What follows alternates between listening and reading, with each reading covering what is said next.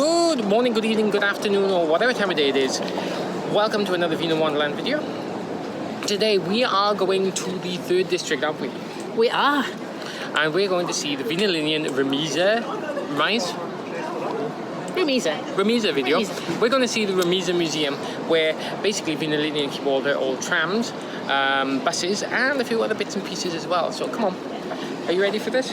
I am. We don't get out of the district very much these days, and even less so now that there's going to be yet another lockdown. So say the lockdown word. Great. Sorry. Shh.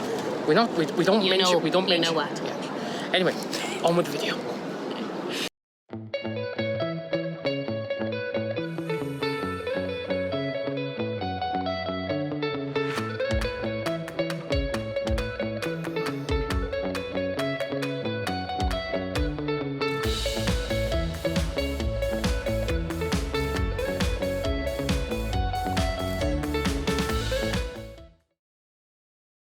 And so it's time to get into the Remise. Linda's super excited. Come on, let's go.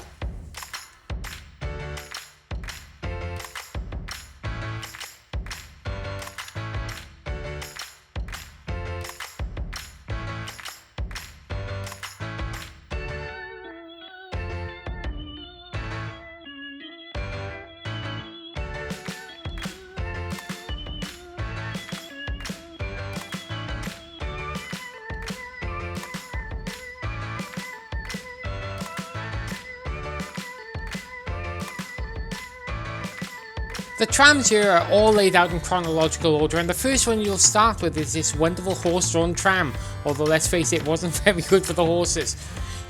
Behind it, you'll see there in a different shot, you can see a steam-powered tram, which came after the horse-drawn tram because horses kept wearing out.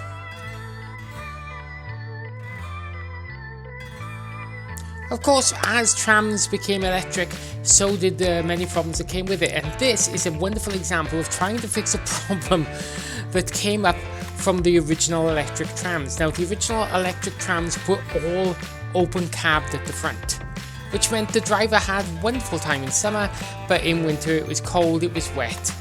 So, they came up with an idea of enclosing it, and they called this the aquarium. Now, I think you can both agree that looks a bit like an aquarium. It must have been bloody hot in there in the summer. From the aquarium we get to this wonderful looking, standard looking bim, or tram. They call them bims because of the little noise the bell makes, bim bim. It was produced in 1928, and as you see it has a unique feature, these blue windows. Now this tram delivered munitions workers to the factories that the Germans had set up during World War II. To ensure that they couldn't be seen at night because the tram is quite bright, they put this blue film over the windows. That way, Allied bombers couldn't see them, and people were safe to go to work, to build bombs. After the war, trams were a little in short supply because despite that little blue film, many were taken out of service. However, America came to the rescue with this, known as the American. This particular tram hails from Brooklyn, New York, and many of them were brought over and the Viennese loved them. Compared to the wooden seated bims they had, this was luxurious, leather seated, warm, comfortable. It was the bim to go for. But despite the arrival of the American, there were still a number of 1920 style trams on the network, and they were aging badly. A replacement was needed. Finally, around the museum there are the odds and sods, the little weird trams that don't quite fit with everything else, like this 1900s example, built in Simmering and then converted to a service vehicle for the network. Of course, if you worked on the trams in those days, it wasn't an easy job, as Linda's about to demonstrate. And we're off. So the first thing Linda's got to do is change the sign over on the front of the tram. Now she's got 1.5 minutes to do this. Well done, she's got step 1 done. Next up, she's got to pull this lever. Not sure what the lever's for, but you had to pull it. Next up, wind the sign. You had to tell it was the right way. Then ring the bell. She's done well. Finally punch the ticket. And there she goes. She's done it, and in a very short space of time at that. Now earlier I spoke about the little weird and wonderful trams, and this is a perfect example. This wonderful little beige tram. It runs from to Untersindweit and was built in Heidelberg in Germany, and Wiener Linien took it on. and you can see it's beige. It's interesting, it's got a huge door, beige. Did I mention beige? But they took it on and they looked at it, and rather than painting it the usual red and white, they looked and thought, you know what? It's fine as it is, it's working, it's comfortable. We'll just leave it as it is. So they did. So this little beige beauty was left to run on a specific line, and you know, now it's preserved. Still beige. Beige. So beige. But cute. From trams to things that look like trams but aren't. This is actually a Stadtbahn car used on the electric Stadtbahn from 1900. This particular example lasted until the 60s. Its replacement sits behind it. They look like trams because they were designed to run on the tram network if needed. It just made it easier to get to workshops. Also, they had narrow gaps to fit in.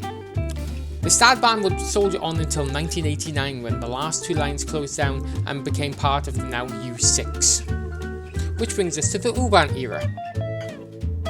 And here's a cracking example. This is a preserved original car from the U-Bahn. Now it's had panels taken out so you can see inside, so you can look down and see different bits and pieces, the gubbins of it all. But it's also a wonderful way to get a look inside the driver's cab.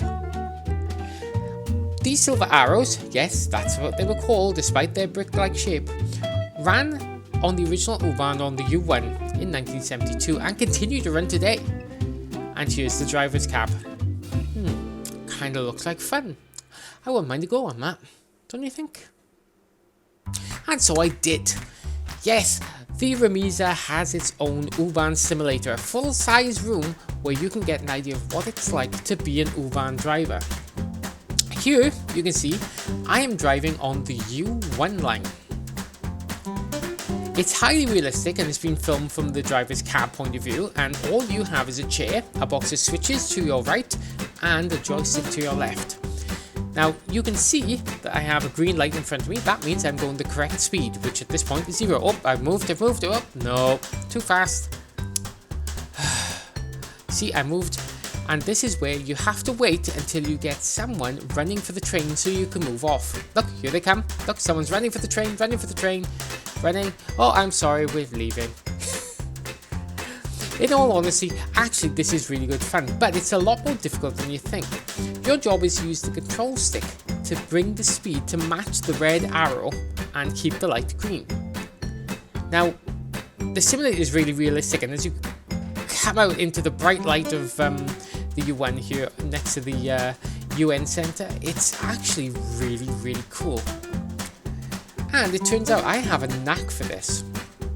As you're riding just off to my left, it's scoring you, and I scored a rather nice 94% on my time. I was quite pleased with this. So much so, our guide said that if I ever wanted a job with Wiener Linien as an U-Bahn driver, I should probably look them up. There we go. If Wiener Wanderland doesn't work out, I can drive the U-Bahn.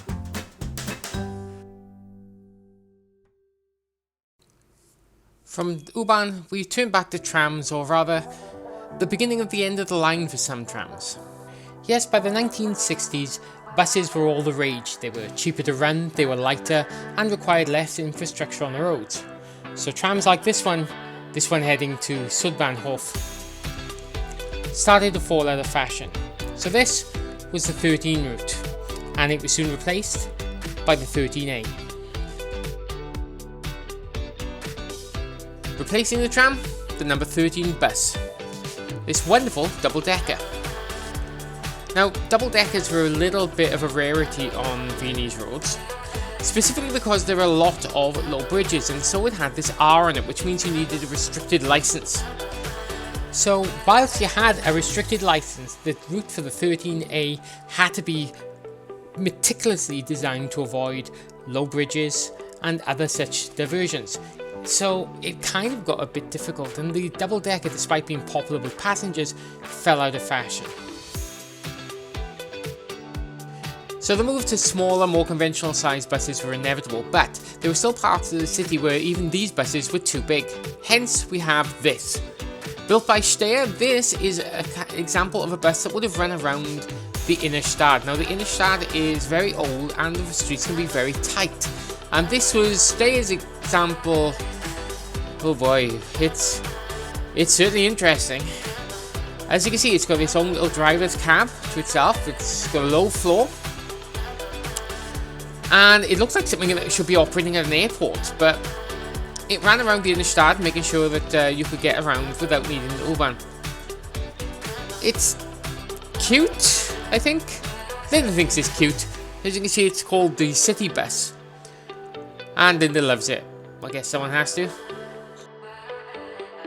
Of course, no discussion of buses can be done at the museum without talking of its star attraction. This articulated bus ran on the route 26A, and it has one hell of a history.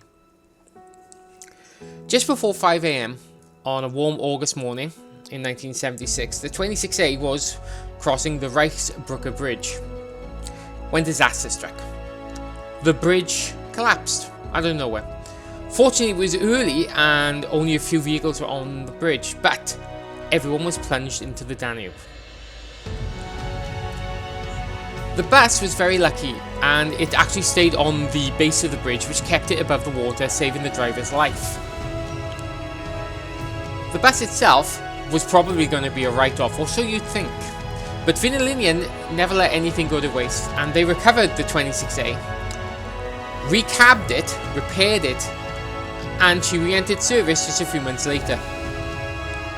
Today, the bus celebrates its retirement at the museum, which I think is well deserved. And on the 40th anniversary of the accident, the museum director himself, a bus driver with Wiener Linien, took the 26A back across the Reichsbrücke Bridge one more time. There's a video there, enjoy it, read more about the wonderful experience of returning this bus to service. It's just fantastic. I would have shown you more video footage, but sadly my camera decided to play up at this point, so I'm afraid you're stuck with what I could find online.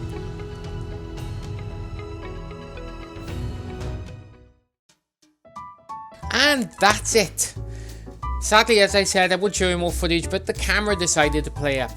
However, I cannot recommend the Remise strongly enough. It's a wonderful museum, and here's how to get there. Take the U3 to Schlachthausgasse, the tram line 18 also to Schlachthausgasse. And if you want the bus, try route 77A to Oedbergstrasse, Schlachthausgasse. Entry fees are a very reasonable €8, 6 for teenagers, and children under 15 get in for free.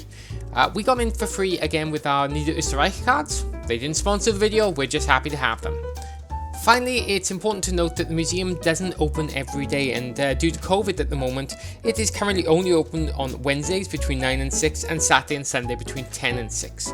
A top tip, there are QR codes over all the exhibits. Use your phone, you'll get an interactive tour. Finally, a huge thank you to Wiener Linien, who granted us permission to look around the museum and provided someone to give us a little insight to the museum and how it works. It's a fantastic place. We hope you enjoyed it. Thanks for watching. Take care.